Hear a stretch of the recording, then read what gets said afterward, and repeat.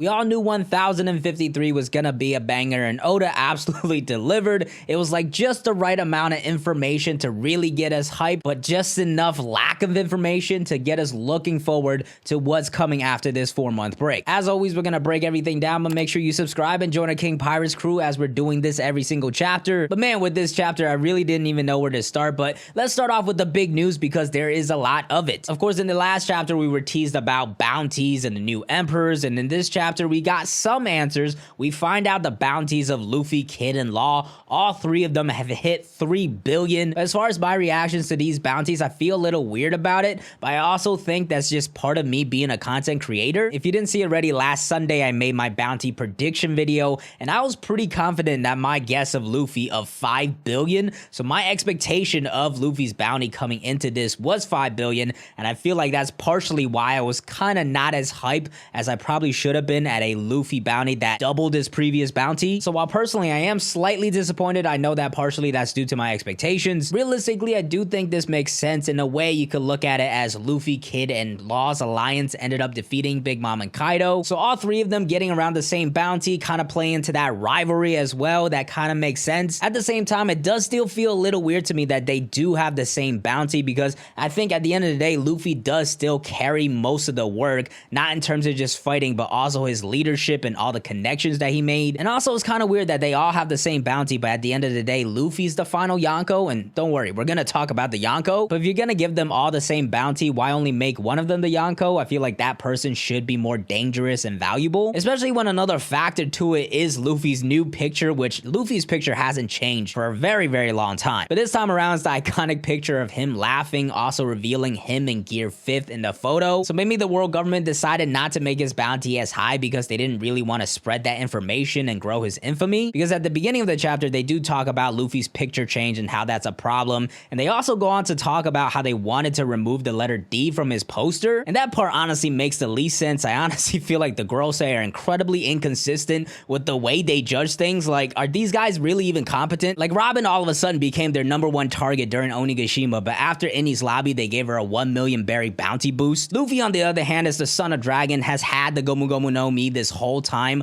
but right now, all of a sudden, they started worrying about it. And now in the recent chapter, all of a sudden, they're worried about the D initial in Luffy's name, which has been there the entire time. Like, do the Gorosei actually know what the fuck they're doing? Like, what is going on? But yeah, now that I got that rant out of the way, as far as Luffy's bounty goes, I feel like that's realistic. I am intrigued about the other Straw Hat bounties, how much they increase, because I feel like they are like way behind right now and they really need a boost. Also, on the other hand, what kind of gets me excited about this is this does kind of signal that Luffy's gonna have a few more bounty boosts, because we know at the very least he has to get to 5.6 billion to get to Gomu and also to surpass Roger. So the fact that he's only at 3 billion right now does give him some room to get 1 or 2 more bounty boosts, which in turn gives me hope that Oda's not gonna rush through the final saga and we're gonna get all these things with Elbaf, Lodestar, and Laugh-Tale fleshed out properly. Besides that though, I do love Law and Kid's reaction. Law, of course, just doesn't care about it, and Kid, on the other hand, just like right away is like, oh, okay, I have 3 billion, I'm tied with everybody, I'm pissed off, I'm gonna go take out Luffy and try to raise my bounty, and he's the new Yonko, so I'm gonna go kick his ass. So that was funny to see, especially with Luffy just hugging him at the end and celebrating. But speaking of the new Yonko, we've already talked about Luffy, and he makes complete sense. But on the other hand, the other new Yonko is Buggy the Clown. The Mad Lad has actually done it. This is something that initially during my live reaction and even my chapter review, I really didn't even think about. The idea of the Shichibukai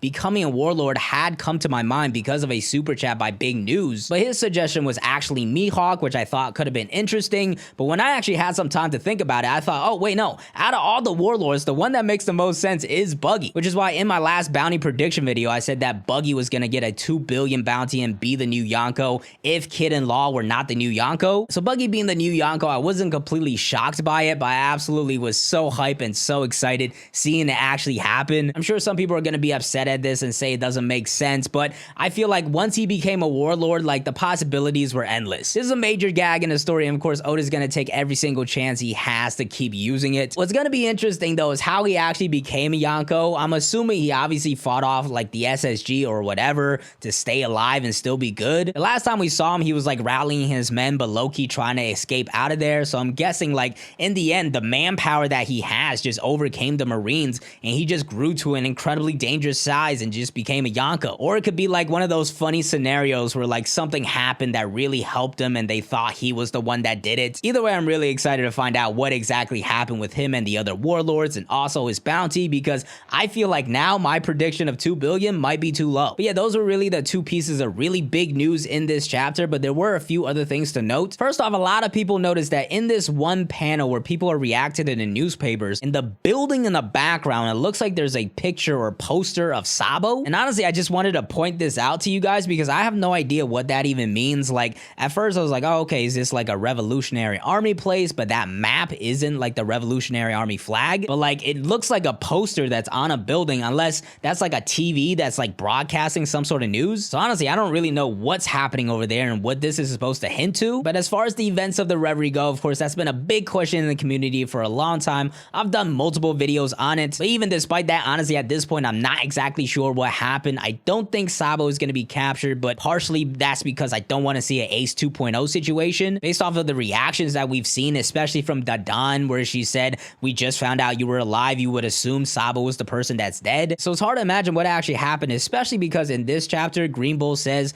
like the world is in disarray. So like, did the events of the Reverie really end with like Cobra dying and Vivi running away and Sabo being captured? Because if that's the case, that's kind of good for the world government. I'm sure I'm going to end up doing a video talking about the events of the Reverie and what actually happened during this break, but as of right now, I'm just not completely sure, so definitely let me know your thoughts. After that though, the next thing we have to talk about is Admiral Green Bull, because boy was I wrong about this guy, and boy am I excited to see what he's gonna do next. Because in my last chapter review, I said, listen, Green Bull's not gonna pose an issue. He's either like part of Sword and he's gonna be a nice guy and there's not gonna be any issues, or maybe he's Zoro's dad and he's just like kind of there to help out and he's not gonna cause any issues. I'm not worried about Robin. But turns out I was way off, because my man showed up to Wano on demon time. This guy is a menace. For those of you that thought plants was not gonna be a strong devil fruit, you were absolutely wrong, because this man skewered a bunch of people at the Udon prison. Then he goes on to just nonchalantly kill King and Queen, which like finally we know the answer of what happened to them, but like goddamn, they're gone now. It does look like he's like literally sucking their liquids dry. Pause. I know what that sounds like, but that's exactly what he's doing. Just completely turned both of them into corpses. So this guy is an absolute demon. He also gives a fire one-liner where he says like, I don't got time to mess around with you Yonko commanders. That line in itself is gonna start an entire toxic debate for this entire break, but I'm absolutely here for it, man. Green Bull is an absolute monster. I'm actually a little worried about Robin now because he's incredibly capable. He's also clearly not a good dude. Whether or not he's Zoro's dad, I don't think so at this point, but we'll have to wait and see on that. As far as his design goes, I love the look. I'm probably gonna do a separate video on him and like all the inspirations behind him and what that could mean. But yeah, as far as what he's gonna do in Wano, it looks like he's about to go and attack Luffy now, which I expect to happen. But at the same time, I still fully believe this is not like a tragedy of Wano and Green Bull coming in, ruining the party and just wiping everybody out. Because even though Green Bull's proving to be a menace and he's absolutely a beast, I still don't think he has enough firepower to just take on the entire alliance. It's been 7 days now. I think Luffy and the Straw Hats are more or less pretty recovered at this point. Even if they're not, you still have Zoro, Sanji, Yamato, Luffy, Jinbei, all the Straw Hats, all the Scabbers, Kid, Law. There's too many people here for Green Bull to just take out. This is not the end of the Foxy arc where Aokiji showed up or Kizaru at Sabaody. Luffy and the Alliance just defeated Big Mom and Kaido. For Green Bull to just show up and just decimate everybody, that just wouldn't be realistic in my opinion. So at this point, what I actually expect to happen is that he's gonna clash with Luffy, he's gonna interrupt the party, but at the end of the day, he's gonna realize he's undermanned and he's not gonna be able to just take everybody out, and then he'll actually end up carrying out whatever Akainu's plan was, whether that's negotiation with like they capture Sabo or Vivi and they could like trade them for something, or he's gonna put all his focus on capturing Robin, which I still hope doesn't happen. I feel like that moment back in Zou does matter, where they warn Robin like, hey, people are gonna come after you, and she was like, nah, it's okay, my crew's got me. So I want to see that come full circle where like the crew does actually protect her. But at this point, I am a little worried because this guy's on demon time and anything could happen. Speaking of Robin though, for the time being, she is fine. She was talking to Hitetsu, who we do find out is Sukiyaki. Of course, this is a theory that's been talked about by many people. I've mentioned it across multiple videos, including the last video I made about the Wano mysteries that we need answers to. So it's really cool to see this theory get confirmed, and the art of it is really funny because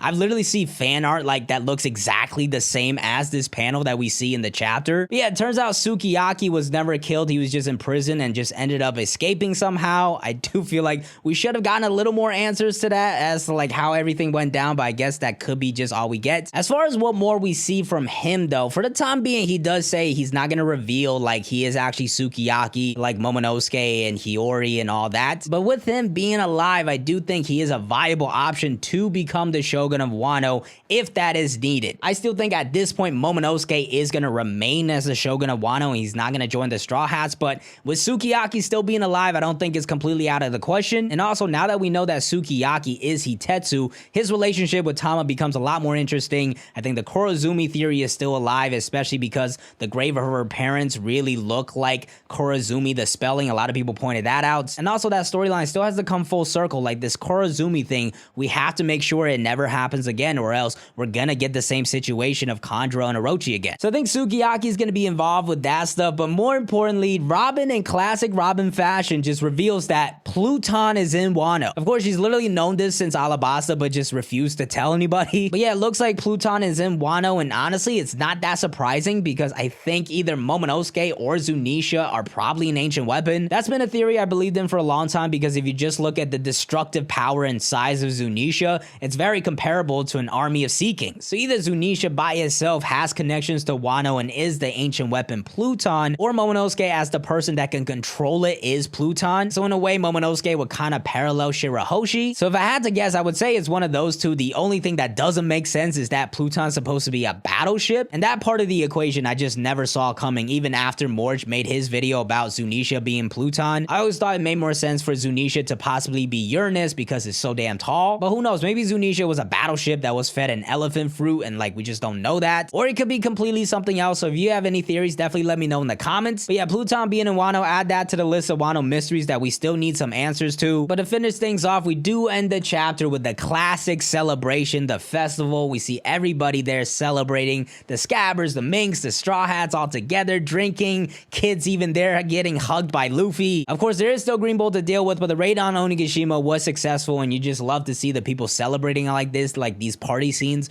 are always fantastic. And Wano, it looks like it's not yet over, despite the fact we're entering the final saga in the next chapter after the break. I expected us to get a post-Wano arc to give us all the answers, but hey, if Wano's not over, I'm fine with that too. One way or another, we need a lot of answers. But overall, guys, this was an absolute banger of a chapter. I loved everything in it. I was so excited. There's so many things to talk about. Also, we're not gonna play a game today because there's a very important Celtics game on tonight. So all I'm gonna say is Celtics in 7. If the Celtics win, you have to come back here, like this video, and subscribe.